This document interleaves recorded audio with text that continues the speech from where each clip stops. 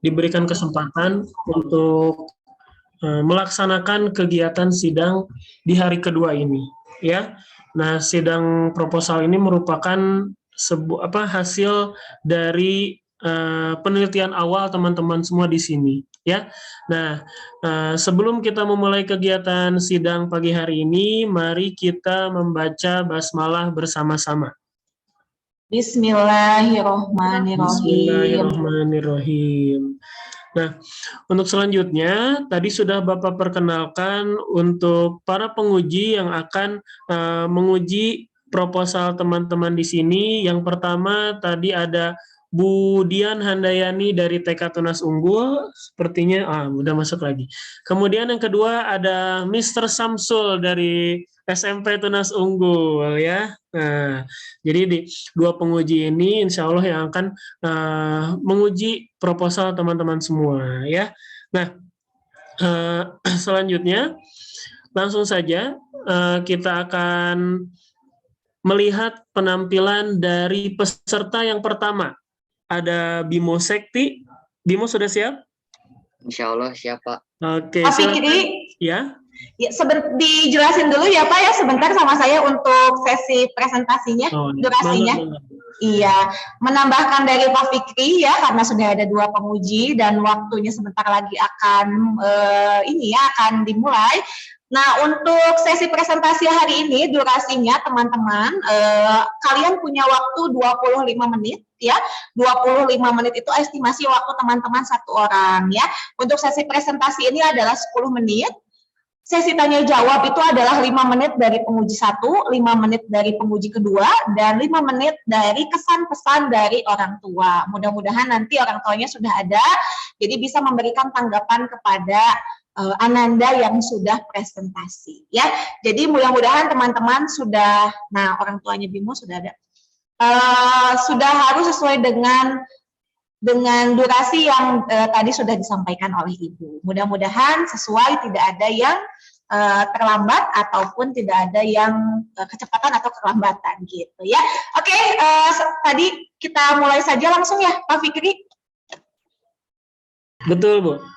Siap, kita masuk ke peserta pertama dengan nama Bimo Sekti Ahmad dengan judul tingkat pemahaman siswa level 9 di SMP Tunas Unggul terhadap pelajaran bahasa Sunda. Boleh tepuk tangan buat Bimo.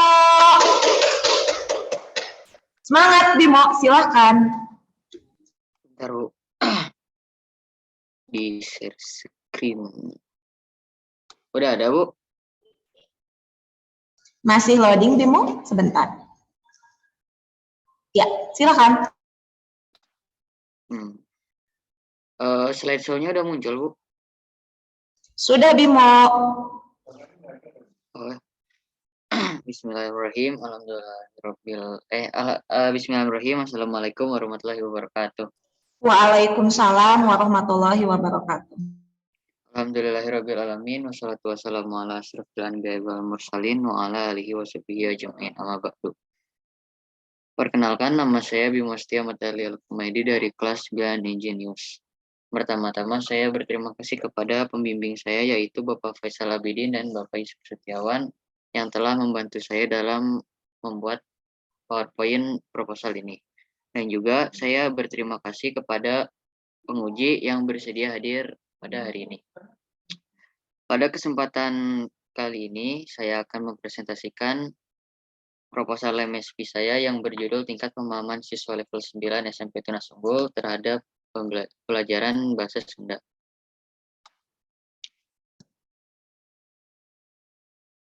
Mengapa saya memilih judul MSP personal project ini? Saya memilih tema ini karena saya ingin mengetahui sejauh manakah teman-teman saya di level 9 ini memahami pembelajaran bahasa Sunda. Karena teman-teman saya semuanya itu bukan dari Sunda, ada yang dari luar Sunda juga. Nah, masuk ke latar belakang. Latar belakang yang pertama ada pembelajaran. Menurut para ahli, pembelajaran adalah proses interaksi peserta didik dengan pendidik dan sumber belajar pada suatu lingkungan belajar. Setelah itu ada pelajaran bahasa Sunda. Pelajaran bahasa Sunda merupakan salah satu mata pelajaran muatan lokal yang wajib diajarkan di wilayah Jawa Barat. Setelah itu ada mata pelajaran bahasa Sunda di sekolah. Sesuai ketentuan pasal 42 ayat 1 Undang-Undang Nomor 24, di situ tentang bendera, bahasa, dan lambang negara, serta lagu kebangsaan. Oleh karena itu, pemerintah daerah wajib mengembang dan membina melindungi bahasa dan sastra daerah agar tetap memenuhi kedudukan dan fungsinya dalam kehidupan bermasyarakat sesuai dengan perkembangan zaman dan agar tetap menjadi bagian dari kekayaan budaya Indonesia. Ini teh ada nggak Bu PowerPoint-nya yang Bimo, tapi slide-nya belum maju, masih di judul. Di next dulu. Udah Bu, ini udah sampai latar belakang. Oh iya, boleh diklik dulu latar belakangnya, bisa Bimo. Nah, sip, lanjut. Ada Bu, udah ada yang latar belakangnya? Ada Bimo. Oke. Tadi dilanjut dari Bim, itu yang akun slideshow-nya belum ditampilkan, Bim, yang ininya nih, icon di PowerPoint-nya. Oh, bentar Pak. Bisa nggak? Jadi nge-lag.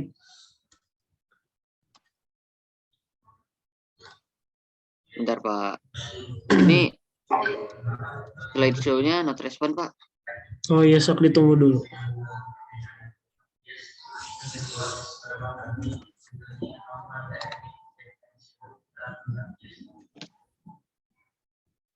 Bentar Pak.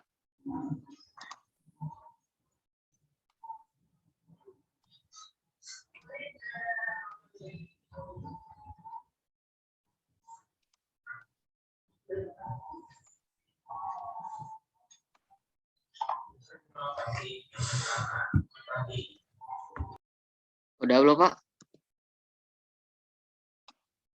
Masih gelap. Masih loading Ananda Bimo. Nah,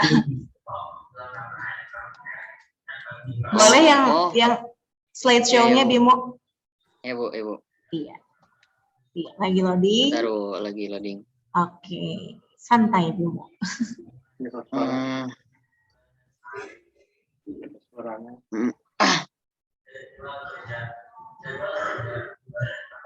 Udah keluar belum Bu?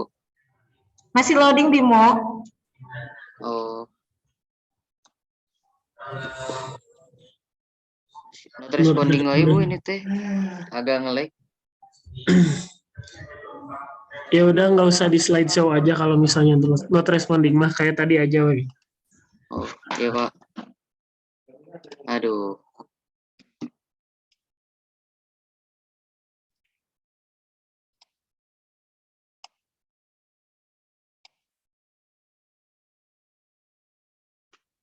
Bentar Pak, aduh. Nggak apa Bimo, tenang aja, tenang. Tenang Bimo, santai aja. Kita masih menunggu Bimo.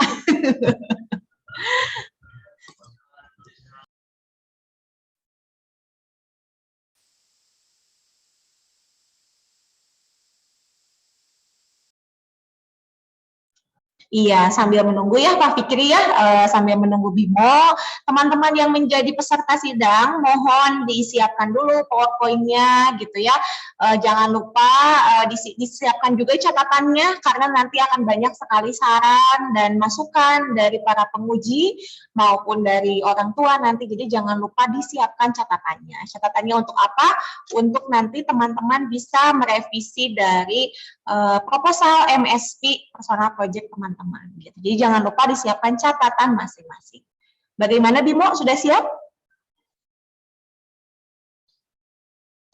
Bimo?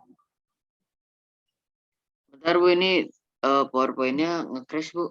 Oke. Pak Fikri, gimana, kita mau menunggu Bimo atau mau siap Bimo supaya mempersiapkan dulu? Kita kasih 1 menit lagi coba. Iya, kita tunggu sebentar lagi ya. Mudah-mudahan bisa Bimo. Kalau tidak bisa, Bimo bisa menginikan PowerPoint-nya di handphone mungkin, jadi nanti masuk 2 akun juga bisa.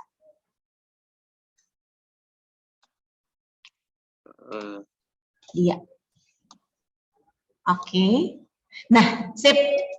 Sedang muncul sebentar ya. Iya. Ya, gini aja Bimo, nggak apa-apa. Tidak perlu di slideshow, diklik-klik aja. Ya, silakan Bimo. Nah, slideshow-nya udah ada. Silakan Bimo. Iya, sip. Silakan. Ulang dari awal atau lanjut dari yang tadi, Bu?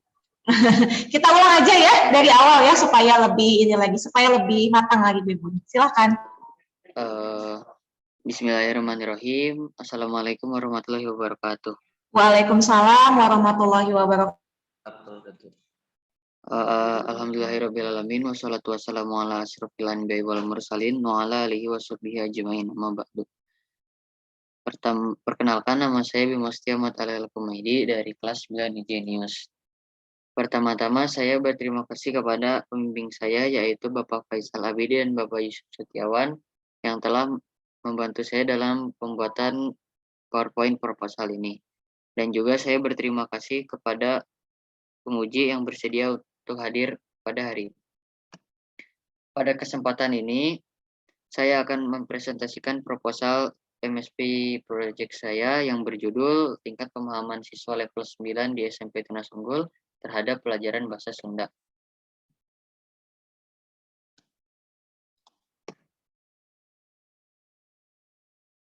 Mengapa saya memilih judul MSP ini? Saya memilih judul ini karena saya ingin mengetahui sejauh manakah tingkat pengetahuan teman-teman saya dalam pelajaran Bahasa Sunda. Karena teman-teman saya ada yang asli orang Sunda sama yang luar Sunda.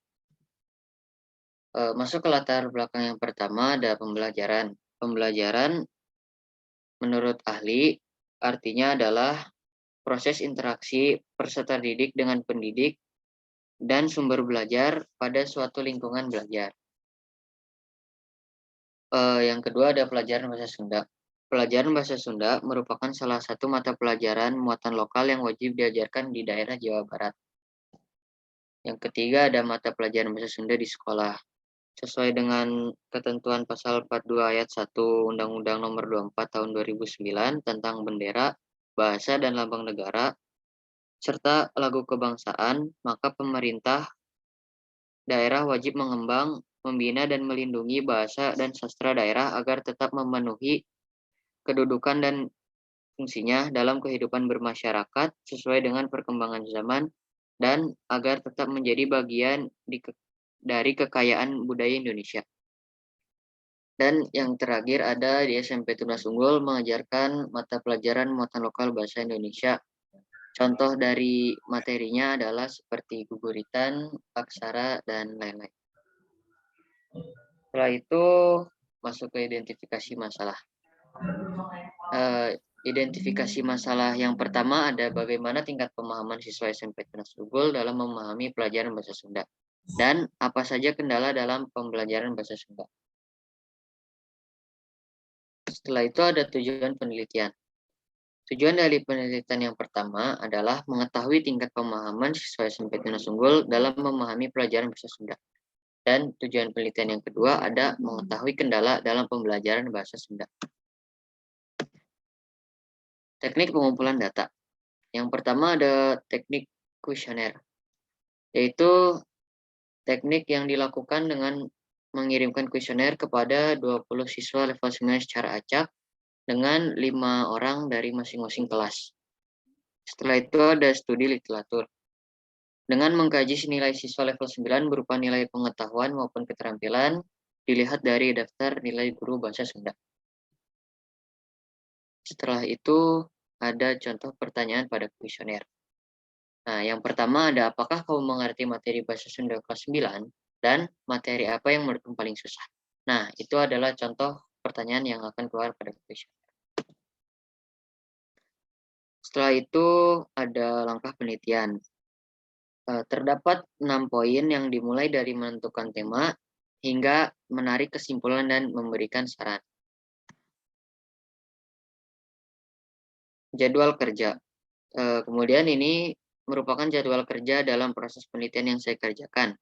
Diawali pada tanggal 11 sampai 12 dengan perkenalan dan bimbingan judul dengan pembimbing 1 dan pembimbing 2 dilanjutkan dengan tanggal 13 dengan deadline pengumpulan judul yang sudah dikonsultasikan kepada pembimbing 1 dan 2 hingga tanggal 18 sampai 25 Mei, yaitu dengan MSP Personal Project Exhibition atau sidang MSP Personal Project.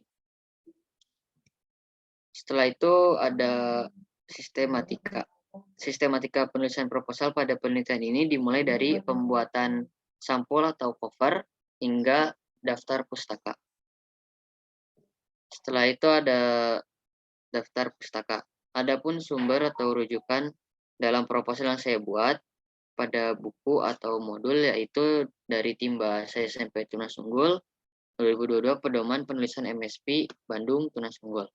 Dan sumber internet ada dari Syedari Coki, pengertian pemahaman menurut para ahli yang diakses pada tanggal 20 Januari 2022, dan DPH apa itu pembelajaran yang diakses pada tanggal 21 Januari 2022.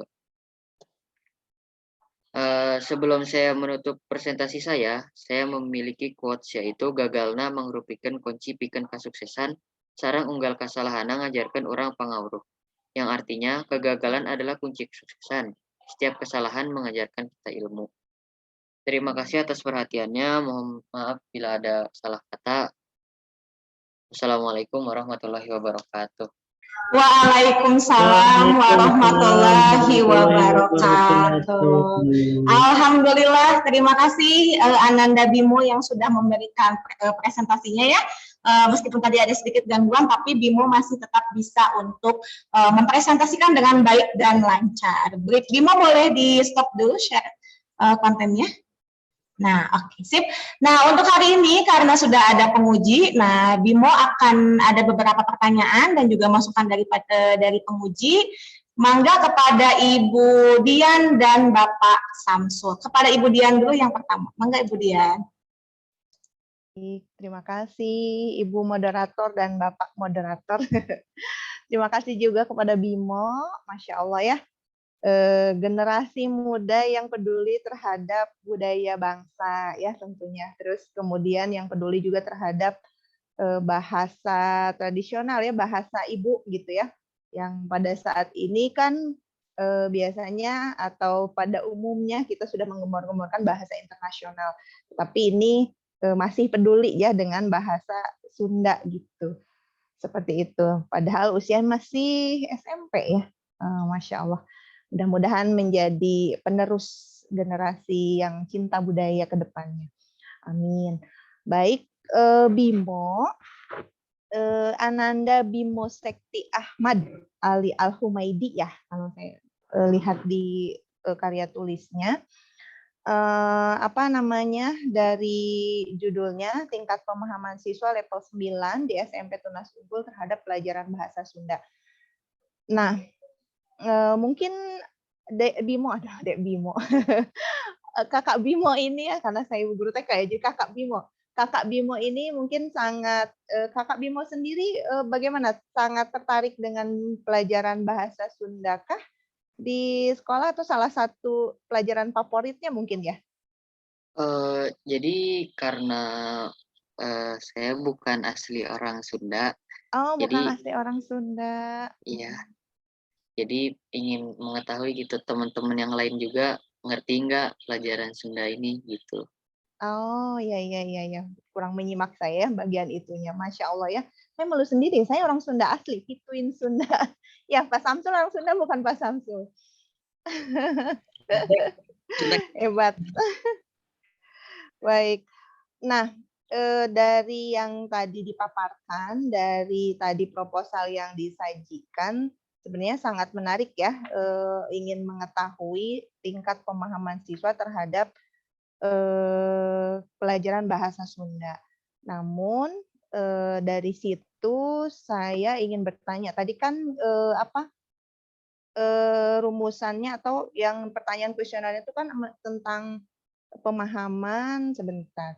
Identifikasi masalahnya itu bagaimana tingkat pemahaman, kemudian apa saja kendala dalam pelajaran bahasa Sunda. Nah, menurut Bimo sendiri dari identifikasi masalah, kemudian diangkat menjadi tujuan penelitian, apakah nanti akan memunculkan saran gitu ya, atau solusi untuk mungkin ini bisa saja tulisan karya tulis ini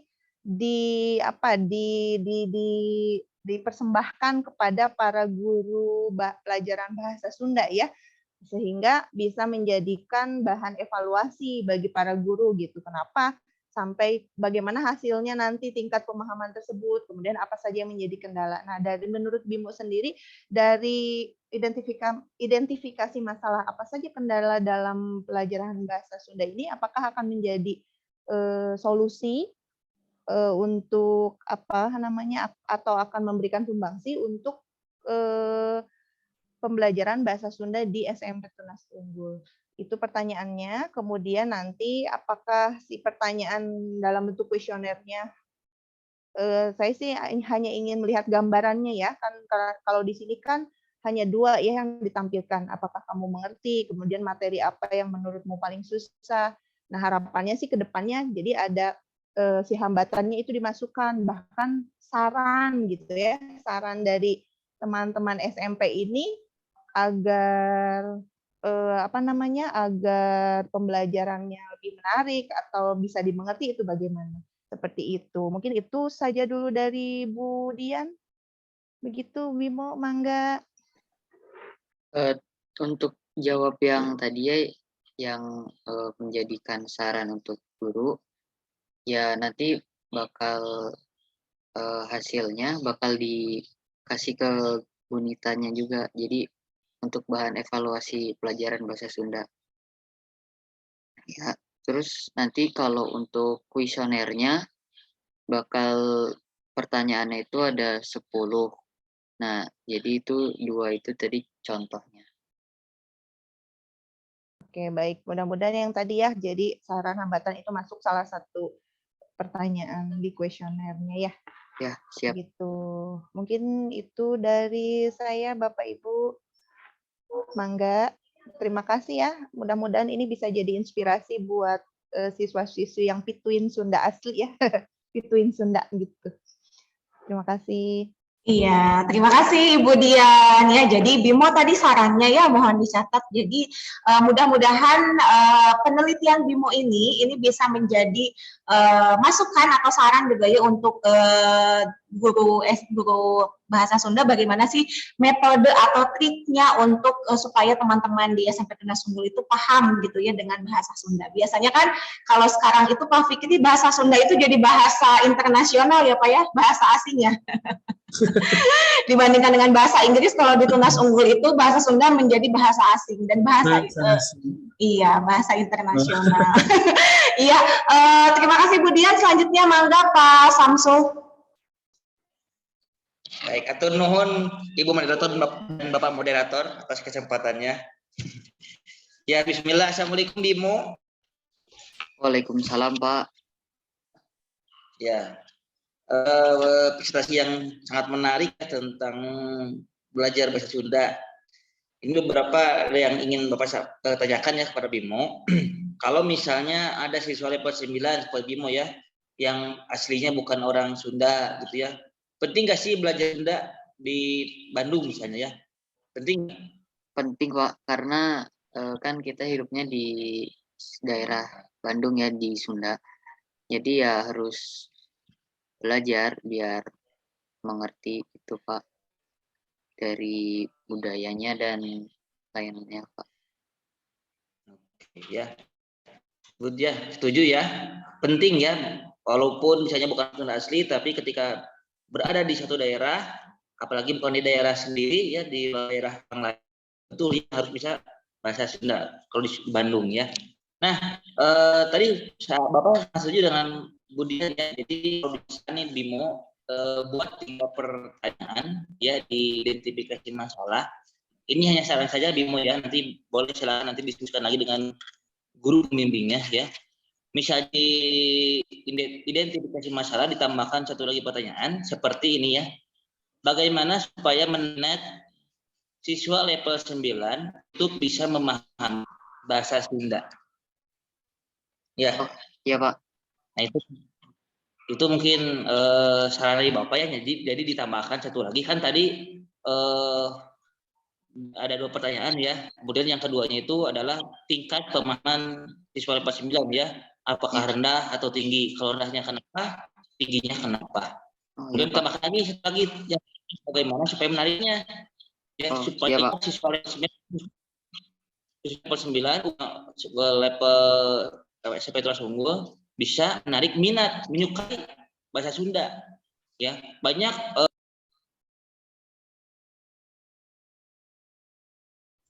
Mas Samsul, wah, sepertinya Mas Samsul terlempar ya, entah kemana. Sepertinya koneksi ya Pak Fikri ya?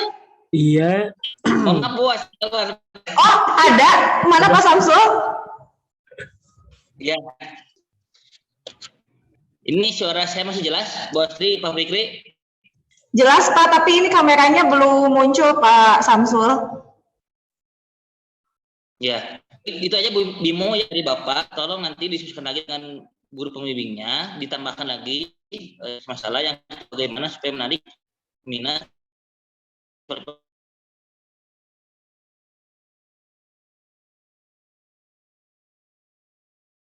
bisa memasukkan sepeda terhadap bahasa Sunda itu. Ya. Assalamualaikum warahmatullahi wabarakatuh. Waalaikumsalam warahmatullahi wabarakatuh. Pak Samsul sepertinya harus mencari tempat yang sinyalnya manteng. Ini sinyalnya agak-agak putus-putus Pak Samsul. Ya, alhamdulillahirobbilalamin. Terima kasih Pak Samsul dan Budian tadi yang sudah memberikan masukan, saran untuk Ananda Bimo. Mudah-mudahan nanti bisa diaplikasikan dalam revisinya ya Bimo ya. Jangan lupa dicatat dan jangan lupa juga Bimo nanti tambahkan di revisi untuk proposalnya. Bimo, Ibu mau bertanya nih ke Bimo. Bimo tahu kemarin diperingati hari apa? Ini berkaitan dengan bahasa Sunda nih. Guru-guru pada bikin tuibon nih. Kemarin Pak Samsul bikin tuibon ya Pak ya? Pak Samsulnya nge-freeze. Apakah Bimo tahu? Nggak tahu Bu. Nggak tahu. Iya, kemarin itu adalah tanggal 21 itu memperingati Hari Bahasa Ibu Internasional ya. Jadi bahasa Sundanya diperingati secara internasional kemarin di tanggal 21 ya. Jadi mudah-mudahan Bimo betul jadi bisa ditambahkan juga yang tadi saran-sarannya supaya MSP-nya lebih baik lagi. Oke, selanjutnya akan ada saran dan masukan dari Ayah Bimo atau Bunda Bimo? Orang tuanya? Dua-dua aja Bu. Oh iya, mangga. Ayah dan Bunda Bimo, Assalamualaikum.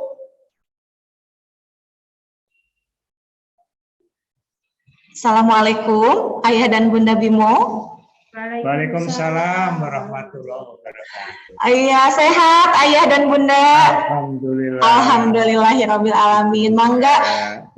Setelah melihat presentasi Bimo, mangga barangkali ada masukan, ada tanggapan atau kesan dan pesan, mangga. Apa saran? Ya, surprise saja Bu. Kami biasa di rumah kan dengan bahasa daerah. Karena kebetulan kami dari keluarga Jawa ya, nah, dari Jogja, Bu juga dari Klaten, Jember. Jadi hari-hari ini kita bahasa Jawa, tapi pada acara tertentu ya bahasa Indonesia. Pertama Bimo juga pakai bahasa-bahasa campuran Indonesia dan dengerin Jawa ngerti. Nah kebetulan di lingkungan perumahan ini kan kebanyakan itu kan ya para warga asli dari Jawa Barat ya, dari Bandung dan sekitarnya, para Priangan. Jadi bahasanya banyakkan bahasa Sunda. Nah, mungkin motivasi Bimo ini ingin agar bisa berkomunikasi dengan bahasa-bahasa Sunda yang baik, dengan bisa memilah yang halus dan yang mungkin yang pantas begitu. Jadi itu aja mungkin ya kami hanya mendukung aja bahwa ya silakan aja, kan bagus ini kan di daerah Jawa Barat, di Bandung, ya cukup bisa tahu tata bahasanya yang baik, yang sopan itu yang seperti apa, gitu. Dan bahasa pergaulannya yang pantas itu seperti apa. Itu motivasinya mungkin Bu. Jadi ya saran saya ini satu pembelajaran dan satu keinginan bahwa sesuatu yang esensial harus dipahami itu paling tidak kita harus belajar dan harus bisa menyelami lebih baik di situ. Terutama dalam kaitan dengan bahasa itu. Ya, Ibu ada saran apa? Mudah-mudahan dengan belajar bahasa Sunda ini, Bimonya bisa berkomunikasi dengan bahasa Sunda yang baik, Bu, yang sopan lah dengan orang-orang yang lebih tua. Begitu aja, Ibu. Iya, baik. Hatur nuhun Ayah dan Bunda Bimo atau Bimo. Sami. Salam sehat walafiat buat Ibu, buat semuanya. Amin, amin, amin. Ayah, mudah-mudahan Bunda dan keluarga sehat, Ayah dan Bunda sehat di rumah. Iya, terima kasih Ayah dan Bunda Bimo tuh. Bimo diberikan semangat ya oleh Ayah dan Bunda. Mudah-mudahan Bimo ini bisa diaplikasikan juga ya, bahasa Sunda ini bahasa yang bahasa ibu gitu ya, karena Bimo sudah tinggal di Bandung. Mudah-mudahan bisa diaplikasikan. Oke, alhamdulillah alamin. Terima kasih kepada Bimo. Nah, selanjutnya akan ada kita masuk ke peserta yang kedua. Mangga Pak Fikri. Peserta kedua kita hari ini. Baik, untuk peserta kedua ada Erlani Apriliza Hapsari. Liza, apakah sudah siap? Insya Allah siap. Ya, oke. Silakan ditampilkan dulu PowerPoint-nya.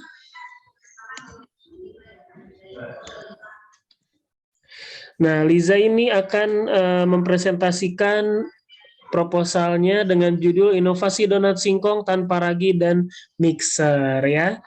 Kita kasih tepuk tangan dulu untuk Liza biar semangat. Semangat Liza. Silakan Liza. Bismillahirrahmanirrahim. Assalamualaikum warahmatullahi wabarakatuh. Waalaikumsalam warahmatullahi wabarakatuh. Alhamdulillahirrabbilalamin. Wassalatu wassalamu asrofil anbiya'i wal mursalin wa ala alihi wa sahbihi amma ba'du. Perkenalkan, nama saya Erlani Apriliza Hapsari dari kelas 9 Expert. Kali ini saya akan mempresentasikan MSc proposal saya yang berjudul Inovasi Donat Singkong Tanpa Ragi dan Mixer. Sebelum itu saya ingin memperkenalkan pembimbing saya yang bernama Pak Mustafa Reza Raihansin SPD dan Bumia Meilia SPD. Sebelum masuk ke latar belakang, saya akan membacakan quotes terlebih dahulu dibuat oleh Nelson Mandela. Kelihatannya semua itu mustahil, sampai semuanya terbukti. Latar belakang penulisan terdiri dari donat dibuat karena singkong dapat menggantikan ragi. Inovasi yang jarang ditemui. Singkong memiliki manfaat dalam kesehatan. Inovasi yang belum pernah diangkat di MSP sebelumnya. Identifikasi inovasi terdiri dari yang pertama, bagaimana cara membuat produk donat singkong tanpa ragi alami, dan yang kedua, bagaimana bentuk dan rasa produk donat singkong tanpa mixer. Tujuan inovasi terdiri dari yang pertama, memperkenalkan inovasi donat yang dibuat dari ragi alami, dan yang kedua, memperkenalkan makanan inovasi donat singkong yang dibuat tanpa mixer. Peralatan yang akan saya gunakan untuk melakukan proyek yang pertama, pisau, sarung tangan, panci kukusan, spatula, wajan penggorengan, kocokan telur, kertas baking, kertas cup, wadah, garpu, saringan, dan sendok. Bentar, ada komen dari Diandra, jadi nggak bisa nge-slide. Oke, bahan-bahan yang akan saya gunakan yang pertama telur, gula, mentega, vanila ekstrak, tepung, minyak, gula halus, dan singkong merah.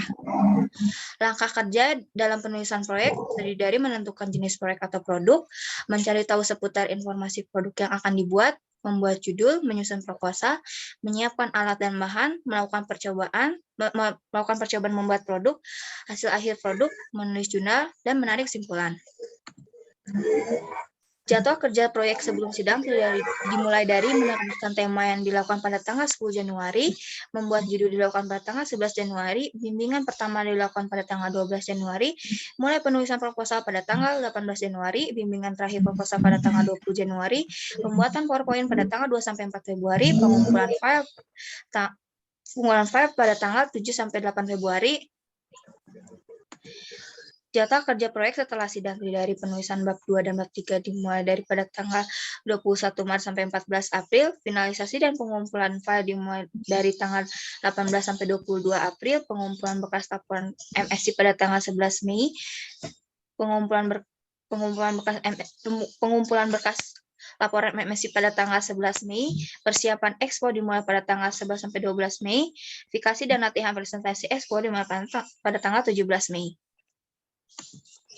Sematika penulisan dari sampul atau cover, daftar isi, bab 1 pendahuluan, 1.1 latar belakang masalah, 1.2 identifikasi inovasi, 1.3 tujuan inovasi, 1.4 alat dan bahan, 1.5 langkah kerja, 1.6 jadwal kerja, 1.7 sistematika penulisan, dan yang terakhir daftar pustaka. Untuk di sini sumber buku saya mengambil untuk di paragraf kedua, dibuat oleh Rahmat Sunara yang dibuat pada tahun 2009 yang berjudul Sukses Mengolah Singkong, diterbitkan di Kota Banten dan diterbitkan oleh Talenta Pustaka Indonesia. Untuk sumber internet di sini saya mengambil untuk di paragraf ketiga dibuat oleh Dr. Kevin Andrian tahun 2021 yang berjudul Manfaat Singkong bagi Kesehatan dan Cara Mengolahnya dari website alodokter.com. Sebelum penutupan, saya akan membacakan hadis terlebih dahulu dari Quran Surat An-Nahl ayat 114. Maka makanlah yang halal lagi baik dari rezeki yang telah diberikan Allah kepadamu, dan syukurilah nikmat Allah jika kamu kepadanya menyembah. Oke, sekian dari saya. Wassalamualaikum warahmatullahi wabarakatuh. Waalaikumsalam warahmatullahi wabarakatuh. Masya Allah, bagus sekali ya Liza ya, hari ini sudah memaparkan presentasinya tentang inovasi donat singkong tanpa ragi dan mixer.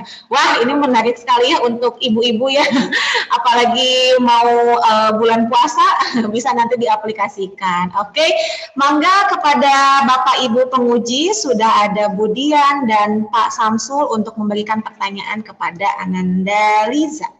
Mangga Ibu. Baik, siapa? Saya dulu ini Teh. Saya dulu aja. Mangga. Aduh, saya mau jadi lapar ini Pak Samsul. Sarapan, Masya Allah, sedang ngebahas donat singkong nih pagi-pagi. Masya Allah, belum pernah ya. Udah pernah mencoba Pak Samsul? Belum, Bu. Saya juga baru mendengar hari ini. Iya, saya juga baru mendengar hari ini. Masya Allah ya.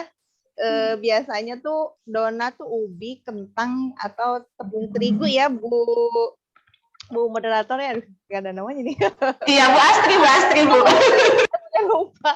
Bu Astri ya, jadi Masya Allah ini memang sangat inovatif ya, inovasi tentang pembuatan donat singkong ini. Dan yang menarik, jadi donat singkong ini tanpa ragi ya, Erlina? Ya. Tanpa ragi, kenapa kenapa tidak menggunakan ragi? Karena faktor singkongnya gitu ya? Iya, karena kan si singkong itu menggunakan ragi alami. Betul. Jadi saya ingin mencoba kalau misalnya tanpa ragi akan hasilnya gimana?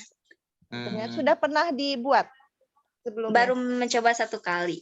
Dan bagaimana tuh hasilnya? Karena singkongnya udah lama, jadi waktu itu karena telat buat, jadi si singkongnya udah agak mulai bentukannya tidak menarik lagi, jadi rada gagal. Oh, rada gagal. Berarti itu juga nanti jadi bahan pertimbangan ya buat mencoba membuat donatnya dari singkong tersebut. Nah, membahas soal ragi nih ya, Pak Samsul ya. Biasanya ragi itu kan sangat tidak menguntungkan bagi yang memiliki penyakit mah ya, Bu ya. Pencernaan gitu ya, atau lambung. Nah, itu tuh berpengaruh gitu ya terhadap kesehatan ragi tersebut. Nah, mungkin dengan donat yang dibuat dari singkong tanpa ragi pabrikan gitu ya, itu mungkin manfaatnya akan sangat bagus ya buat kesehatan. Kalau menurut saya nih, ini hanya sebatas saran saja, nanti boleh didiskusikan. Erlani, diidentifikasi masalah itu bisa tuh dicantumkan satu pembahasan mengenai manfaat dari atau manfaat atau keunggulan ya dari singkong, produk singkong tanpa produk donat singkong tanpa ragi. Ini akan sangat menarik gitu. Satu mungkin dari sisi kesehatan, kemudian dari sisi ekonomis juga bisa dianalisa gitu. Mungkin bahan-bahannya akan jadi pertimbangan apakah donat yang dibuat dari ubi, dari kentang atau dari tepung itu lebih ekonomis mana daripada donat yang dibuat dari singkong seperti itu. Kemudian juga bisa jadi bahan pertimbangan ya untuk dipasarkan gitu kan. Ini karena ini lebih sehat tentunya tanpa ragi. Kemudian juga menarik ya karena untuk pecinta singkong seperti saya kan suka tuh produk-produk yang dibuat dari singkong. Ada peyem, ada comro, ada misro gitu ya, dan segala macam itu. Nah ini donat singkong ini menarik sekali gitu. Itu mudah-mudahan menjadi menjadi saran yang bisa dipertimbangkan. Kemudian juga tulisan ini bisa menjadi sangat bermanfaat gitu untuk semua orang, bukan hanya untuk Erlani ya, tetapi juga bisa menjadi inspirasi untuk yang lainnya, terutama mungkin ibu-ibu seperti saya mungkin nanti someday akan menjadi ibu di rumah, memikirkan bagaimana nih menambah usaha gitu ya, menambah pundi-pundi penghasilan dari produk yang ada di sekitar rumah. Lagian kan nanam singkong mudah lah, insya Allah kan cuma dari batang gitu ya, kalau tidak salah sih begitu. Seperti itu masukan dari saya saja. Selamat buat Erlani, keren dengan tulisannya ya. Masya Allah, keren sekali. Saya sangat tertarik itu dengan hasil karyanya. Mudah-mudahan sangat bermanfaat. Karena inti dari hasil karya adalah memberikan manfaat gitu ya kepada orang lain. Itu saja. Terima kasih Bu Moderator dan yang lainnya. Iya, hatur nuhun Bu Dian. Mudah-mudahan ya Liza tadi sudah banyak saran yang diberikan oleh Bu Dian. Mudah-mudahan bisa ditambahkan juga betul ya tadi untuk Liza menambahkan manfaat atau keunggulan produk donat singkong tanpa ragi. Bisa dilihat dari beberapa aspek ya, dari kesehatan, dari segi ekonomisnya, harganya gitu ya, bisa ditambahkan. Oke, terima kasih Bu Dian. Selanjutnya mangga Pak Samsul. Ya, hatur nuhun Bu Astri. Ya, halo Liza, halo. Halo Pak. Iya, ini Bapak mau komentar dulu ya untuk presentasi Liza ya. Untuk presentasinya keren, bagus sekali ya. Liza seperti memahami, hafal banget itu ya tentang isi dari teks yang akan Liza sampaikan. Kemudian tadi lengkap ya, informasinya lengkap, kemudian PPT-nya bagus. Betul tadi, saya setuju dengan yang Bu Dian ya. Jadi kalau bisa ditambahkan mengenai manfaat untuk kesehatan, ekonomi, dan satu lagi kehalalannya. Oh iya. Ya, karena tadi ada hadisnya ya tadi ya. Nah, itu nanti boleh ditambahkan juga ya, manfaat untuk bagi kesehatan apa, harga ekonomis enggak, dan juga halal tidak ini makanannya. Ya. Ya Pak. Kemudian, dalam donat ini apakah ada toppingnya tidak, Liza? Apa Pak, maaf ulangi. Ada toppingnya nggak, topping? Saya sih baru kepikiran memakai gula halus saja. Tapi kayaknya kata Bumia harus pakai biar lebih menarik dan rasanya juga bakal lebih enak. Iya, betul ya. Setuju ya. Kalau bisa nanti dipakai toppingnya yang menarik tentunya, sehingga menambah rasa dari donat singkong itu sendiri ya. Nah, kalau misalnya berhasil nih Liza ya membuat donat singkong ya, yang enak, menarik, rencananya mau apa kalau sudah berhasil nih kira-kira ke depannya? Mungkin akan dijualkan lewat online atau ditawarkan ke keluarga dulu mungkin. Oke, bagus ya, betul ya. Mudah-mudahan, nah ini bisa menjadi langkah kecil untuk Liza menjadi pengusaha ya. Nah, bisa ke kerabat dulu, bisa ke teman-teman dulu. Coba nih buatan Liza nih, coba dulu enak gak misalnya ya. Nanti kalau enak pasti banyak yang pesen insya Allah. Ya, bagus, keren buat Liza, tepuk tangan buat Liza, luar biasa. Terima kasih, itu aja mungkin Bu Astri, kembali ke Bu Astri. Iya, terima kasih Pak Samsul. Aduh, jadi lapar ya, apalagi Pak Samsul bahas topping donat. Jadi membahas topping donat ya. Iya, jadi nanti Liza betul ya yang disampaikan Pak Samsul, biar lebih beragam, biar lebih menarik juga boleh tambahkan dengan kreasi Liza gitu ya. Dan bisa nanti menjadi menjadi bahan untuk kita berwirausaha ya. Kan kita harus menjadi masyarakat yang pandai untuk berwirausaha. Oke, selanjutnya sudah ada Bunda Liza. Mangga Bunda untuk memberikan tanggapan, barangkali ada pesan-pesan untuk Liza. Mangga Bunda. Karena Lisa tuh suka makan ya, itu jadi dia suka inovasi sendiri gitu Bun. Jadi emang sih cita-citanya dia pengen jadi pengusaha gitu. Jadi dia suka inovasi sendiri mah. Biasanya kan donat singkong tuh pakai kentang. Aku pengen ini donat tuh biasanya pakai kentang, pakai ubi. Aku pengen itu singkong. Dia itu sendiri. Tapi kemarin singkongnya kelamaan jadi agak kurang empur ya. Kalau langsung dibuat enak rasanya, empur. Empuk gitu. Teksturnya singkong tuh agak-agak berasa. Jadi lembut gitu. Emang sih dia memang suka memasak sendiri di dapur. Udah mulai kelas 6 dia. Suka inovasi sendirilah masakannya. Emang cita-citanya memang nanti masuk SMK, terus kuliahnya mau bisnis kuliner katanya Bu. Habis itu memang dia mau berbisnis makanan ya. Bismillah, mudah-mudahan tercapai cita-citanya. Amin, amin ya rabbal alamin. Iya, ternyata Liza sudah menjadi minat dan bakat ya, sudah berminat gitu ya, dan bakat Liza juga bisa diasah lagi gitu untuk memasak gitu. Iya. Ada lagi Bunda yang mau disampaikan ke Liza? Semangat belajar aja, karena sekarang mau masuk SMK, biar masuk SMK Negeri 9. Amin. Amin. Iya, tuh Liza dapat suntikan semangat dari Bunda ya.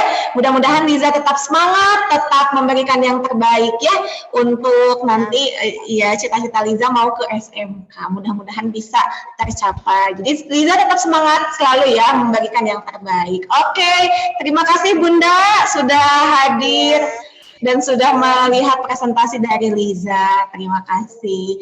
Oke, alhamdulillahirabbil alamin. Untuk Liza sudah selesai ya, tadi sudah memberikan juga yang terbaik. Sekali lagi semangat untuk Liza. Nanti kita Ibu mau tunggu nih bagaimana inovasi donat singkong dari Liza ya. Oke. Juga ya. Oh iya, tuh sama Budian juga sudah ditunggu di TK katanya Liza. Iya, penasaran sekali ya donat singkong tanpa ragi. Bagaimana nih? Apakah akan mengembang sama seperti donat-donat yang menggunakan ragi? Nah, ini juga bisa menjadi bisa menjadi ladang untuk kita berwirausaha. Oke, alhamdulillah. Terima kasih Liza. Sekali lagi semangat untuk Liza. Boleh tepuk tangan sekali lagi untuk Liza. Mantap. Oke, mangga Pak Fikri untuk selanjutnya bisa kelas selanjutnya. Baik, terima kasih Bu Astri. Selanjutnya kita ada Sidki Oktario Mursito. Sidki, apakah sudah siap? Siap, Pak. Siap, silakan Sidki ditampilkan terlebih dahulu PowerPoint-nya. Nah, judul dari proposal Sidki ini, penerapan fungsi biosistem aquascape terintegrasi menggunakan kit cerdas berbasis IoT. Aduh, luar biasa sekali judulnya ya, sangat kekinian, IoT. Baik, langsung saja Sidki, dipersilakan untuk mempresentasikan hasil proposalnya. Kita kasih tepuk tangan dulu biar semangat Sidkinya. Sidki. Assalamualaikum warahmatullahi wabarakatuh. Waalaikumsalam warahmatullahi wabarakatuh. Alhamdulillahirrahmanirrahim. Wassalatu wassalamu ala asyrofil anbiya wal mursalin wa ala alihi wa sahbihi ajmain amma ba'du. Pertama-tama, marilah kita semua panjatkan puji syukur kehadirat Allah Subhanahu wa Ta'ala yang telah melimpahkan rahmatnya kepada kita semua. Berkat ridhonya kita bisa berkumpul pagi hari ini dalam melaksanakan kegiatan uji proposal MSP Personal Project tahun 2022. Perkenalkan, nama saya Sidki Oktario Mursito dari kelas 9 Ingenius Pada kesempatan kali ini saya akan mempresentasikan proposal MSP saya yang berjudul Penerapan Fungsi Biosistem Aquascape Terintegrasi Menggunakan Kit Cerdas Berbasis IoT. Dalam merancang proposal ini, saya dibimbing oleh Pak Aditya Egi Wibawa dan Ibu Yuslingga Citra. Tanpa berlama-lama, mari kita masuk ke topik utamanya. Kita masuk ke latar belakang. Umumnya, aquascape adalah seni mengatur tanaman, air, batu, karang, koral, atau kayu apung secara alami dan indah di dalam akuarium sehingga memberikan efek seperti berkebun di bawah air. Tujuan utama aquascaping yaitu untuk menciptakan sebuah pemandangan bawah air yang bagus dengan mempertimbangkan aspek pemeliharaan tanaman air. Seperti tanaman pada umumnya, tanaman air juga membutuhkan energi melalui proses fotosintesis. Ada beberapa faktor yang harus diperhatikan dalam proses fotosintesis, antara lain yaitu pencahayaan atau lighting sebagai pengganti sinar matahari, dan tingkat suhu air pada aquascape. Untuk mendapatkan hasil yang maksimal pada proses fotosintesis tumbuhan aquascape, maka perlu dilakukan perawatan secara intens dan rutin. Di Indonesia, aquascape terus berkembang belakangan ini. Berbagai tanaman hias air tawar mulai banyak dikembangkan dan dibudidaya oleh para petani dan penghobi. Karena pada aquascape tidak hanya memelihara ikan, melainkan tanaman yang menjadi subjek utama pada perawatan aquascape. Objek yang harus diperhatikan dalam merawat aquascape diantaranya adalah kondisi air dalam akuarium. Ada beberapa parameter yang menentukan apakah air tersebut layak untuk habitat ikan dan tanaman air, seperti pH, amonia, nutrisi, kadar oksigen, dan kadar karbon dioksida terlarut. Tentu saja dari nilai parameter-parameter tersebut harus sesuai dengan spesifikasi ikan dan tanaman yang ada di dalam aquascape. Dalam merawat aquascape ada beberapa masalah yang saling menjadi kendala. Suhu udara yang panas mengakibatkan suhu air di dalam tank atau akuarium pada siang hari dapat mencapai angka 33 derajat Celcius, di mana suhu ideal air tersebut 25 sampai dengan 28 derajat Celcius. Selain suhu air, penentu utama dalam merawat aquascape adalah kualitas air, yang juga menjadi kendala dalam merawat aquascape. Seiring perkembangannya zaman dan teknologi yang saat ini terus meningkat, maka suatu kesibukan dan kepenatan saling berhubungan. Dengan kesibukan keseharian terkadang kita tidak bisa merawat aquascape dengan baik secara rutin. Dengan permasalahan di atas sering terjadi oleh beberapa aquascaper sehingga menyebabkan pertumbuhan ekosistem pada aquascape terganggu. Berdasarkan permasalahan tersebut, sehingga menginspirasi saya sebagai penulis untuk mendesain suatu biosistem yang terintegrasi untuk mempermudah perawatan aquascape dengan mempertimbangkan aspek pemeliharaan hidup di dalam air. Salah satunya yaitu dengan memonitor kualitas pada aquascape dengan menggunakan kit cerdas berbasis IoT atau Internet of Things.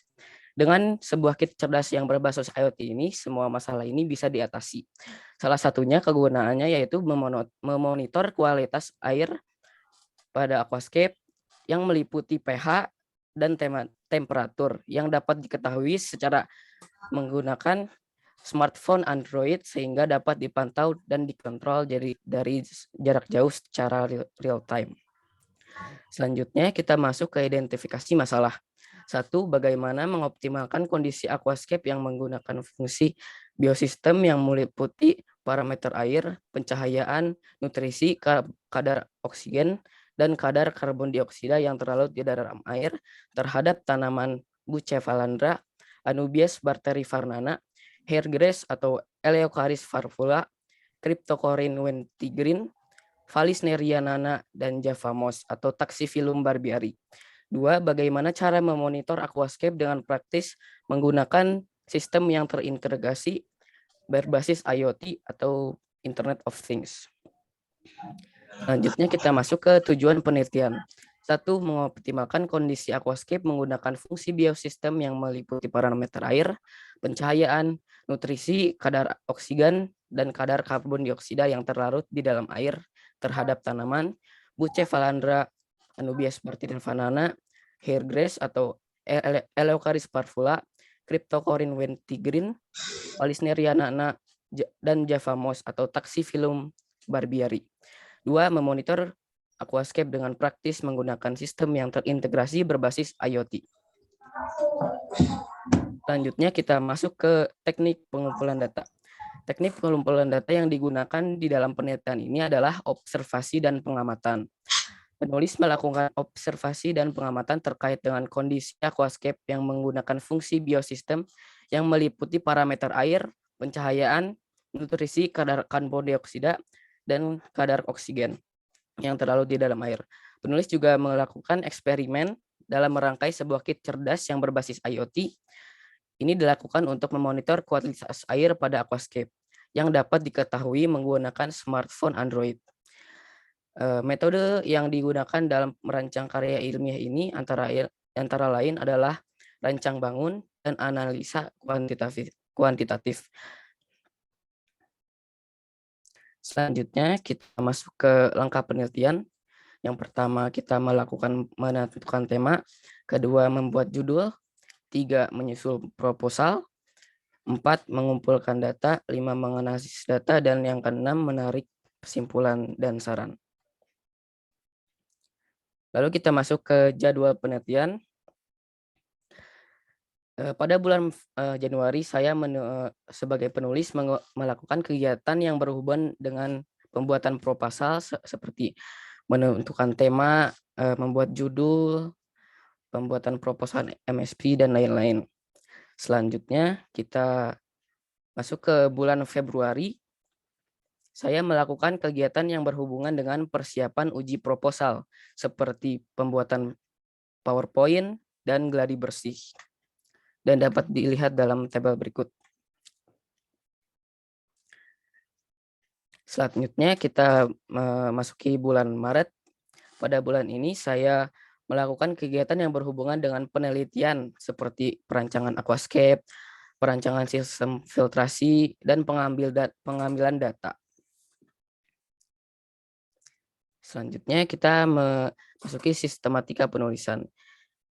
Diawali dengan sampul depan atau cover, daftar isi, bab 1 pendahuluan yang berisikan latar belakang masalah, identifikasi masalah, tujuan penelitian, teknik pengumpulan data, langkah penelitian, jadwal penelitian, sistematika penulisan, dan daftar pustaka. Lalu ada sumber-sumber yang saya gunakan untuk merancang proposal ini, di antara lain adalah dari Wijaya Taufik yang berjudul Aquascape Pesona Taman dalam Akuarium, dari PT Agromedia Pustaka.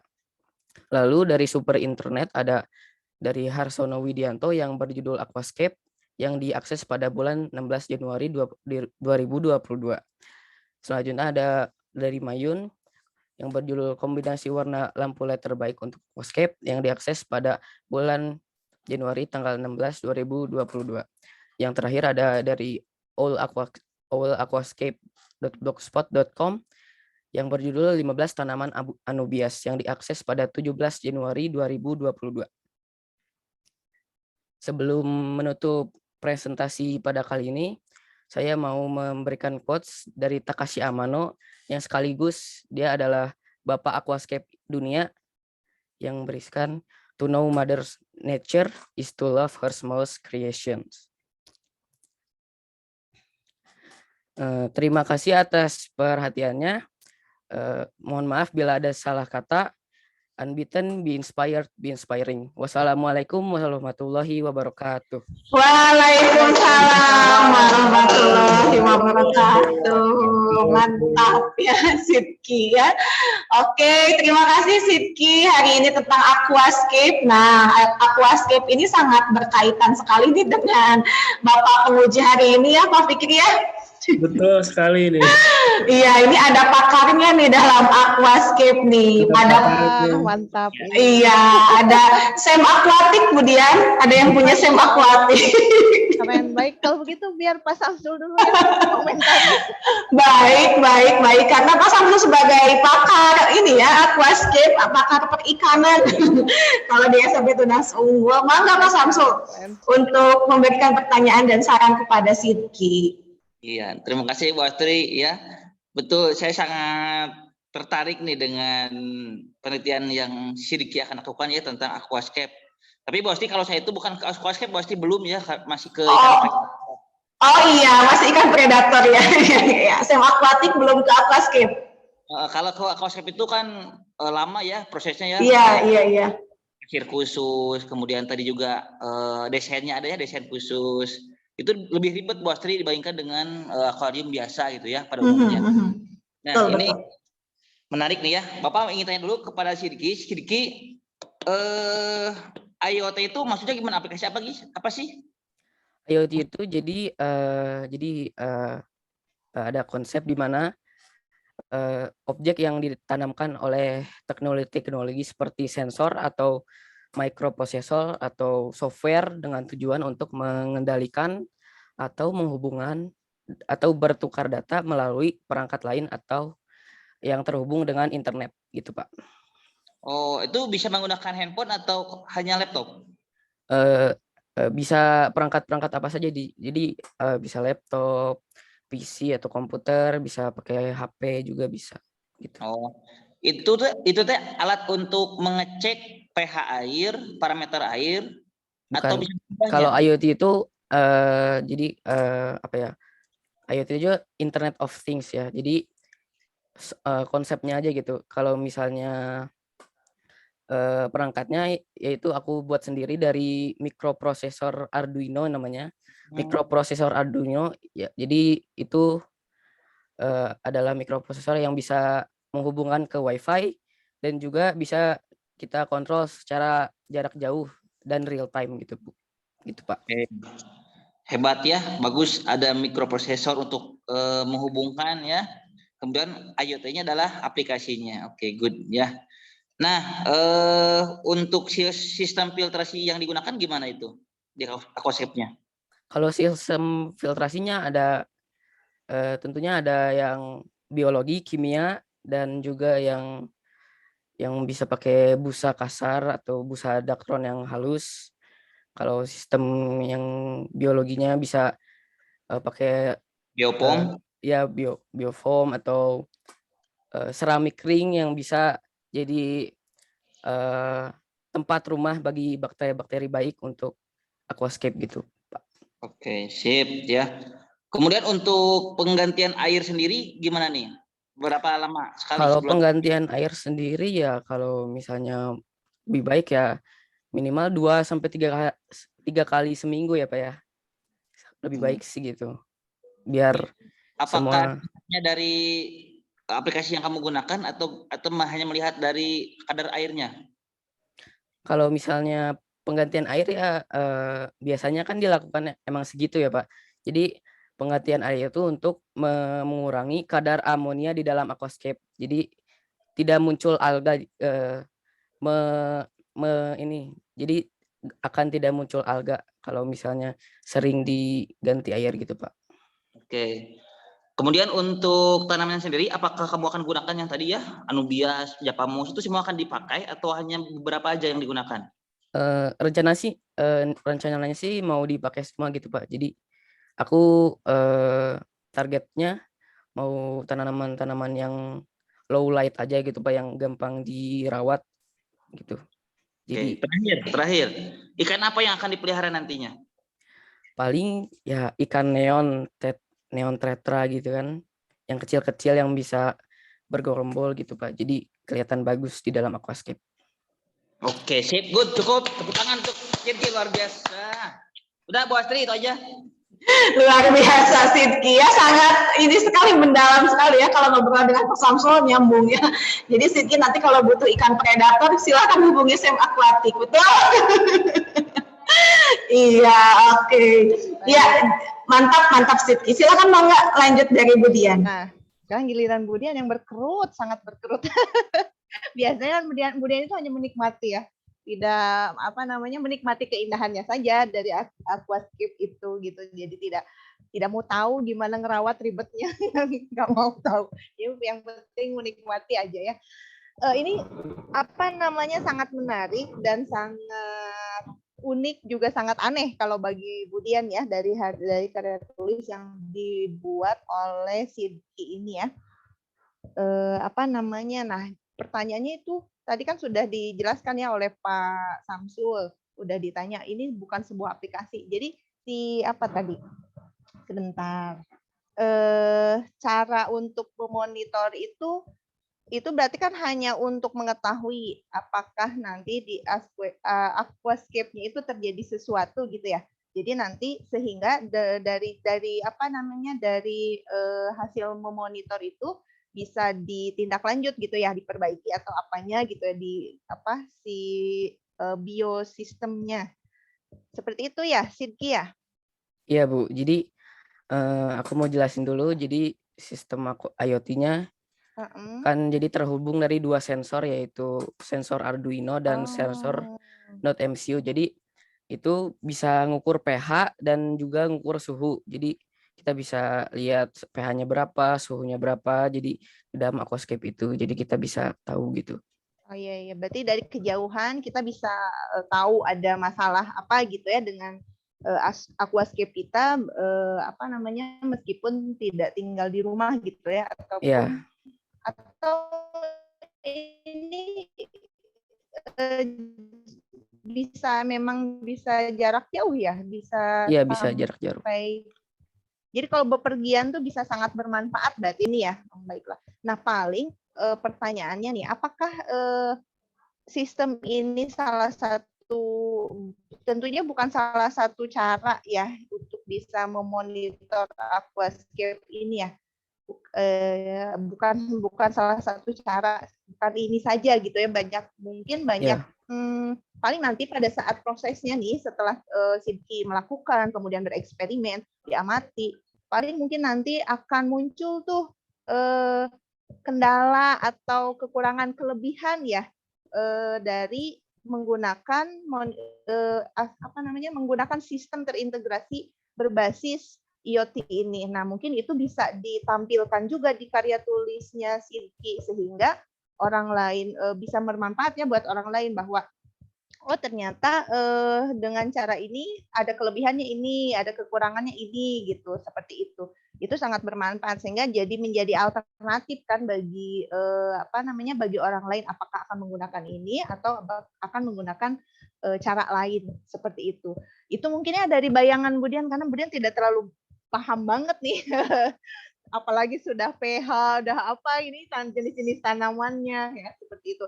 Hanya saja ini sangat menarik karena Sidki membuat sendiri tadi ya, membuat sendiri aplikasi, ada yang dibuat sendiri, kemudian ini ide inovasi sendiri dari Sidki, ini sangat brilian, alhamdulillah, masya Allah, mudah-mudahan menjadi satu modal ya buat Sidki nih ke depannya. Ini kayaknya Bu Asri ini salah satu yang jago IT ya kayaknya di sekolahnya nih. Iya, sekali nih. Iya. Baik itu saja Bu Asri dari Budian. Terima kasih. Mudah-mudahan lancar ya Sidki, sukses karya tulisnya. Alhamdulillah, amin. Mudah-mudahan ya Sidki ya. Sidki bagus sekali ya tadi ada masukan juga dari Budian ya. Mudah-mudahan Sidki nanti bisa ditambahkan ya setelah eksperimen ini. Nanti akan ada kelebihan dan kekurangan, boleh nanti Sidki jelaskan kelebihan dan kekurangannya supaya menjadi gambaran juga barangkali nanti akan ada orang lain yang menggunakan aplikasi yang sama dengan Sidki gitu. Oke, sekali lagi terima kasih Sidki. Nah, sudah ada Bunda Sidki di sini yang akan memberikan tanggapan, pesan dan kesan. Assalamualaikum Bunda. Waalaikumsalam warahmatullahi wabarakatuh. Sehat Bun? Alhamdulillah. Alhamdulillah. Iya. Mangga Bunda. Apa ya? Saya sih lihat udah Sidki udah cukup bagus ya dalam menulis proposalnya, karena mungkin ini bukan kali pertama buat Sidki dalam menulis proposal karya ilmiah. Sebelumnya udah pernah 2 kali ya ikut lomba karya ilmiah remaja. Ya, jadi saya sih percaya dia bisa dengan baik untuk menulis proposal sampai dengan nanti presentasi di akhir. Itu aja. Iya, iya. Oh, ternyata Sidki sudah beberapa kali menulis karya ilmiah, Sidki. Oh iya, mantap sekali. Luar biasa. Pantasnya sudah bagus ya proposalnya, penjelasannya juga Sidki sudah menyeluruh dan Sidki sangat percaya diri gitu menyampaikannya gitu ya untuk materinya. Itu saja Bunda. Ya, semoga lancar buat kedepannya. Gitu. Iya, amin, insya Allah tuh. Sidki sudah ada suntikan semangat ya dari Bunda ya, semoga lancar dan Sidki tetap semangat. Oke, terima kasih untuk Sidki dan Bunda. Boleh kita tepuk tangan sekali lagi buat Sidki. Semangat Sidki. Mangga Pak Fikri untuk peserta sidang selanjutnya. Baik, terima kasih Bu Astri. Wah, nggak kerasa kita udah masuk ke peserta yang terakhir lagi nih, Bu. Betul. Ya. Peserta terakhir kita ada siapa nih peserta terakhir kita? Aulia Nur Febrianti. Ya. Aulia, iya. Pak Fikri sebelumnya mengingatkan kepada para penguji ya Pak Fikri ya, untuk mengisi presensi dan juga form penilaian Bapak Samsul dan Ibu Dian, mangga nanti sambil mendengarkan sambil juga diisi presensi beserta form penilaiannya. Betul sekali. Terima kasih Bu Astri. Lanjut ke Aulia. Bagaimana Aulia? Apakah sudah siap? Insya Allah. Insya Allah. Silakan ditampilkan terlebih dahulu PowerPoint-nya.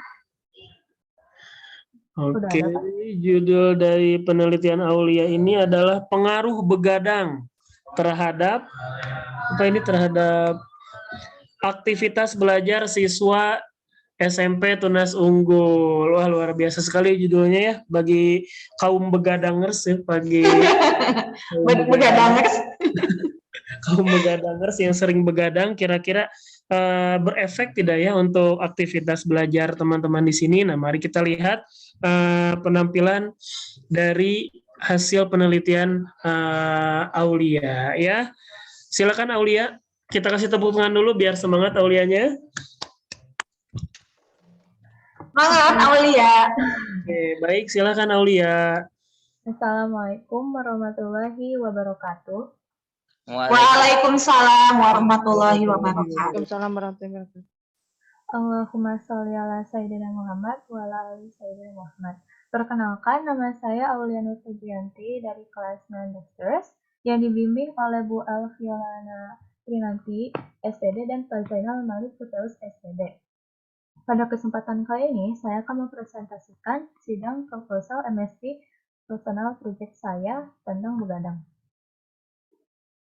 Masuk ke latar belakang, saya memiliki 5 poin di sini. Yang pertama, begadang hingga larut malam, tubuh membutuhkan istirahat, dampak buruk begadang, jam biologis, dan penelitian terhadap kebiasaan begadang. Seperti yang kita ketahui bersama, begadang merupakan kebiasaan yang dimana seseorang tidak tertidur pada malam hari, bahkan hingga pagi menjelang.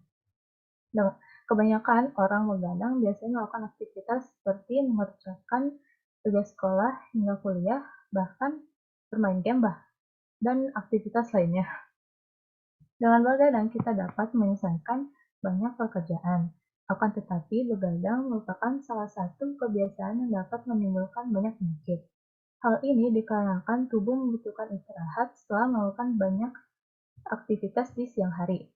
Apabila tubuh tidak diistirahatkan dan dipaksa terus-menerus bekerja di malam hari, maka organ-organ tubuh tidak dapat bekerja dengan optimal. Beberapa dampak buruk dari kebiasaan begadang adalah antara lain menjadi lupa, kesulitan bangun pagi, menurunkan daya ingat, dan dampak buruk lainnya. Oleh karena itu, kita harus memperhatikan jam waktu tidur kita. Kebiasaan begadang, meskipun kita tidur pada siang hari, apabila tidak tidur 8 jam pada malam hari, maka dapat mengubah jam biologis. Apabila jam biologis berubah, maka akan lebih sulit mengembalikan ke kondisi semula. Dengan demikian, hal inilah yang dapat mempengaruhi tubuh. Berdasarkan hal tersebut, saya tertarik melakukan penelitian terhadap siswa SMP Tunas Unggul dengan judul Pengaruh Begadang terhadap Aktivitas Belajar Siswa SMP Tunas Unggul. Identifikasi masalah. Di sini terdapat dua pertanyaan. Yang pertama, bagaimanakah pemahaman siswa SMP Tunas Unggul mengenai begadang? Dan yang kedua, bagaimanakah pengaruh begadang terhadap aktivitas belajar siswa SMP Tunas Unggul? Tujuan penelitian. Tujuan dari penelitian ini adalah yang pertama, untuk mengetahui pemahaman siswa SMP Tunas Unggul mengenai begadang, dan yang kedua untuk mengetahui pengaruh begadang terhadap aktivitas belajar siswa SMP Tunas Unggul. Teknik pengumpulan data yang digunakan untuk penelitian ini adalah dengan menggunakan teknik angket atau kuesioner melalui Google Form. Untuk kuesionernya terdapat 6 pertanyaan. Dan kuesioner ini akan dibagikan kepada setiap angkatan yang minimalnya akan dibagikan kepada 20 siswa. Langkah penelitian. Langkah-langkah dari penelitian ini adalah sebagai berikut. Yang pertama menentukan tema, yang kedua membuat judul, yang ketiga menyusun proposal, yang keempat mengumpulkan data, yang kelima menganalisis data, dan yang keenam menarik kesimpulan dan saran. Ini adalah jadwal penelitian saya selama melakukan chemistry terus analisis. Misalnya pada 9 Januari 2022 saya membuat pembuatan proposal, yaitu membuat satu pendahuluan. Selanjutnya nanti pada tanggal 2 hingga 4 Februari 2022 saya mulai mengerjakan PowerPoint. Selanjutnya pada tanggal 1 hingga 16 Maret 2022 saya mulai pengambilan data. Nah, selanjutnya nanti pada tanggal 12 hingga 13 Mei saya akan persiapkan MSc Personal Project Exhibition. Sistematika penulisan adalah pedoman agar proposal tertulis dengan struktur yang benar dan tepat. Dengan demikian, sistematika penulisan proposal disusun sebagai berikut. Yang diawali dari sampul depan atau cover, daftar isi, bab 1 pendahuluan, latar belakang masalah, identifikasi masalah, tujuan penelitian, teknik pengumpulan data, langkah penelitian, jadwal penelitian, dan sistematika penulisan yang terakhir adalah daftar pustaka. Di daftar pustaka, sumber yang saya dapatkan dari internet adalah dari seorang penulis Diantite 2021 yang berjudul Mengenal Dampak yang Timbul dari Kebiasaan Begadang, seorang penulis Tanzania tahun 2019, efek begadang bagi kesehatan dan cara menyiasatinya, dan terakhir dari Yuldariade 2016, apa pengertian begadang. Dan semuanya ini diakses pada tanggal 17 Januari 2022. Terima kasih, sekian dari saya. Mohon maaf bila ada kesalahan. Wassalamualaikum warahmatullahi wabarakatuh. Waalaikumsalam warahmatullahi wabarakatuh. Alhamdulillah, Masya Allah ya. Aulia sudah membahas tentang tadi kata Pak Fikri kaum begadangers. Ternyata apakah berakibat atau berdampak terhadap aktivitas belajar siswa SMP Tunas Unggul. Nah, supaya lebih mendalam lagi, akan ada pertanyaan dari para penguji.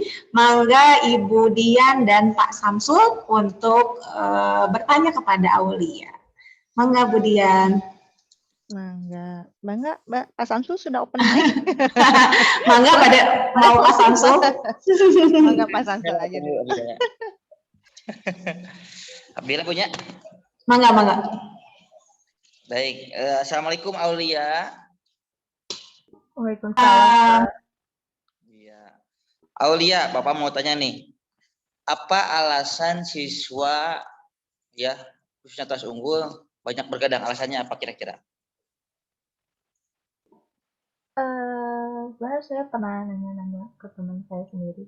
Ada yang mereka tuh ada yang membaca buku pas begadang tuh. Ada juga yang mereka tuh malah main game. Ataupun ada juga yang mengerjakan tugas. Itu beberapa dari alasan dari teman-teman saya. Tapi saya juga ingin tahu sih dari adik-adik kelas saya.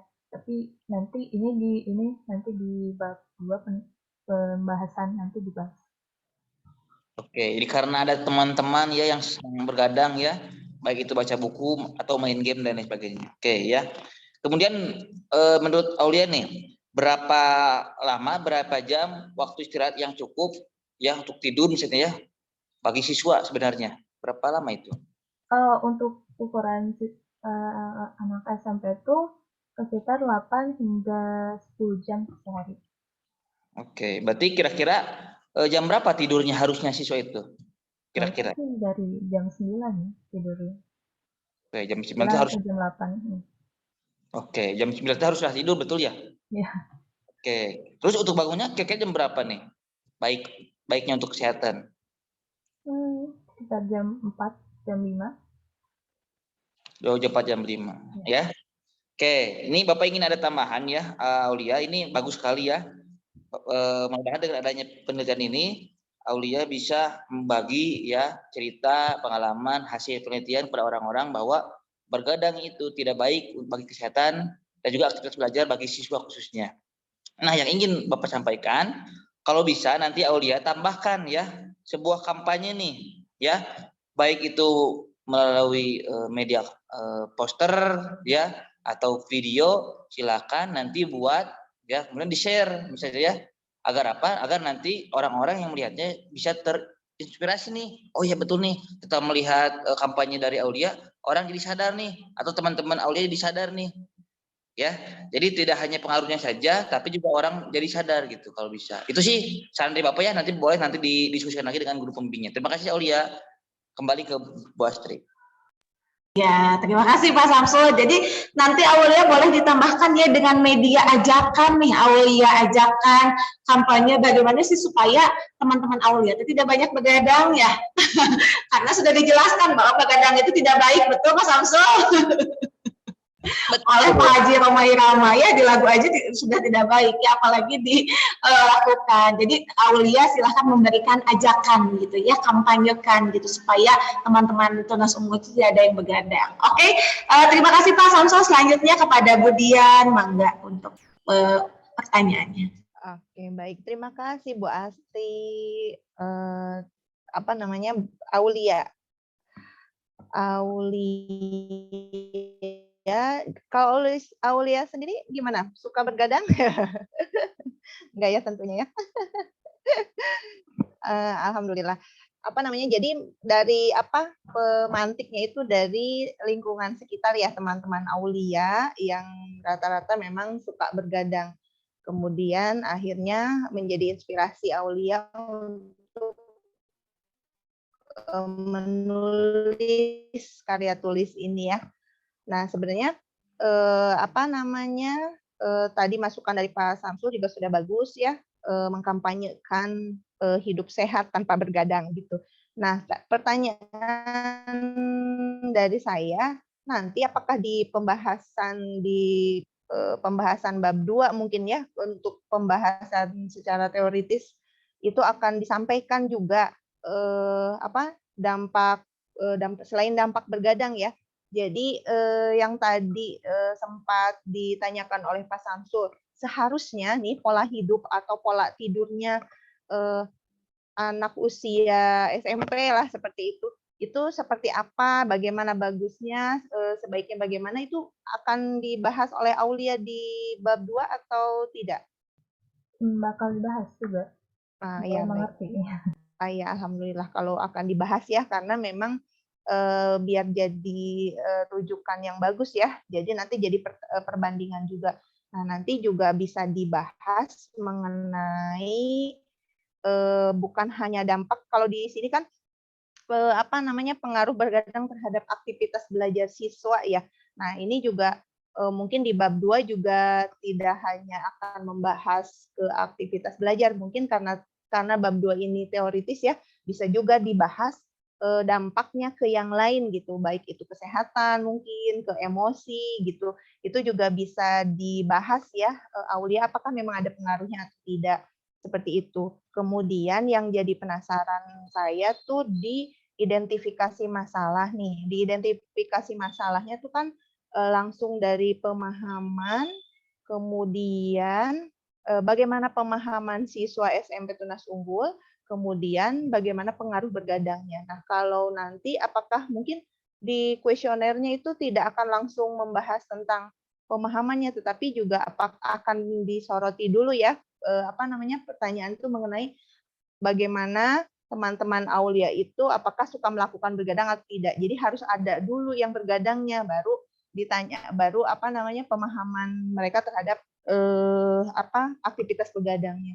Paling itu saja, tapi bisa saja sih hal-hal yang tadi saya sampaikan itu masuknya ke kuesioner gitu ya, pertanyaan penyerta dari identifikasi masalah poin 1. Itu paling itu saja sih Bu. Mudah-mudahan ini juga bisa jadi inspirasi dan bermanfaat untuk teman-teman Aulia khususnya. Bagus tadi saran Pak Samsul ya, jadi dikampanyekan hasil dari penelitiannya itu, dikampanyekan bahwa ada dampak buruknya loh gitu ya. Kemudian juga dampak buruk itu bukan hanya secara teoritis, tetapi memang sudah benar-benar terjadi dan ini hasil penelitiannya. Nah, di-create sebagus mungkin, kemudian dipublikasikan tuh ke teman-teman SMP-nya, mudah-mudahan menjadi menggugah mereka menjadi menyadari bahwa ternyata memang anak-anak muda tuh memang identik dengan begadang gitu, seperti itu, identik gitu ya. Pasti ngalamin nggak? Gitu. Iya betul. Gitu ya. Iya. Kalau nggak ngobrol-ngobrol, kalau sekarang kan medsos banyak ya, chattingan sampai malam kayak gitu-gitu, itu juga berpengaruh buruk gitu. Jadi menyanyiakan waktu dan segala macamnya. Oh ya, satu lagi, mungkin Aulia juga bisa masukkan tuh di bab 2-nya pandangan agama gitu ya, karena kan Tunas Unggul ruhiyah sekolah, termasuk sekolah yang berbasis ruhiyahnya bagus gitu, sehingga itu juga bisa dimasukkan. Jadi pandangan agama terhadap pola atau aktivitas begadang. Itu hanya saran saja, mangga silahkan nanti didiskusikan dengan pembimbingnya bagaimana baiknya, dan harapannya sih mudah-mudahan apa yang sudah dilakukan oleh Aulia, apa yang sudah ditulis ini juga berdampak positif untuk lingkungan sekitar gitu, lingkungan terdekat khususnya teman-teman Aulia. Itu saja Bu Astri, dari Bu Dian. Terima kasih Aulia. Ini sukses semuanya ya buat semua peserta dari room 5 ini, mudah-mudahan lancar, dimudahkan dalam proses pembuatan karya tulis dan proses penelitiannya. Amin, amin ya robbal alamin. Terima kasih Bu Dian untuk tadi saran-sarannya kepada Aulia. Aulia jangan lupa dicatat ya Aulia. Tadi harus ditambahkan media kampanye, ada juga ditambahkan dampaknya untuk kesehatan, untuk emosi, dan ditambahkan juga pandangan menurut agama kita terhadap aktivitas begadang, apakah baik ataukah kurang baik gitu ya. Oke, terima kasih Aulia sekali lagi untuk presentasinya, karena sudah ada Bunda ya, Bunda Aulia di sini. Assalamualaikum Bun. Bunda, assalamualaikum. Waalaikumsalam. Sehat Bun? Alhamdulillah. Alhamdulillah. Mangga Bunda, barangkali ada kesan, pesan, atau ada pengendangan Bunda tentang presentasi yang sudah disampaikan oleh Aulia. Paling Aulia, suaranya kalau lagi presentasi suaranya agak keras biar kedengeran. Terus mudah-mudahan proposalnya ini nanti dimudahkan, dilancarkan sampai akhir. Dan dengan bikin ini Aulia tahu apa tidak bagusnya begadang ya Aulia. Iya. Banyak jerawat ya Aulia. Betul. Mudah-mudahan proposalnya dimudahkan, dilancarkan sampai akhir. Hanya itu aja Ibu mungkin yang bisa saya sampaikan. Amin, amin ya rabbal alamin. Ya, terima kasih Bunda. Ya, tuh Aulia sudah diberikan semangat oleh Bunda. Aulianya juga jangan begadang ya. Tidak baik untuk kesehatan, apalagi untuk perempuan. Betul, tadi jadi munculnya bintik-bintik di wajah ya Bunda. Karena kok jadi kurang cerah gitu ya. Iya, mudah-mudahan Aulia semangat selalu mengerjakan MSP-nya dan tidak sampai begadang. Oke, terima kasih Bunda dan Aulia. Iya, terima kasih, mudah-mudahan dilancarkan untuk mengerjakan MSP-nya. Boleh sekali lagi tepuk tangan untuk Aulia. Mantap Aulia ya. Alhamdulillah Rabbil Alamin, Pak Fikri sudah sampai peserta terakhir ya Pak ya untuk hari ini. Betul, Iya, iya bangga Pak Fikri untuk kita closing saja ya. Baik, Bapak dan Ibu semua, alhamdulillah seluruh peserta sudah menampilkan hasil proposal yang sudah mereka kerjakan kurang lebih selama 2 bulan terakhir ini ya. Mudah-mudahan saran dan masukannya bisa dipertimbangkan untuk menjadi proyek yang lebih baik ke depannya ya. Nah, untuk mengakhiri kegiatan sidang proposal hari kedua ini, mari kita ucapkan hamdalah bersama-sama.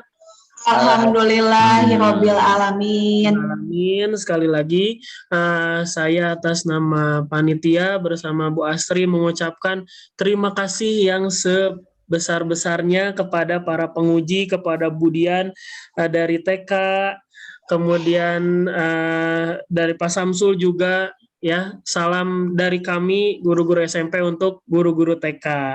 Betul. Mangga didogikan Pak. Dan juga untuk Pak Samsul, terima kasih. Mudah-mudahan usaha SMA Kuatiknya dilancarkan. Amin. Terus berkembang semakin banyak lagi ya. Amin. Amin. Oke teman-teman, itu saja sebelum kita akhiri. Mari kita foto bersama terlebih dahulu. Ayo kita foto bersama dulu. Semuanya wajahnya di full face kan ya di ininya ya teman-teman di level 8, level 9.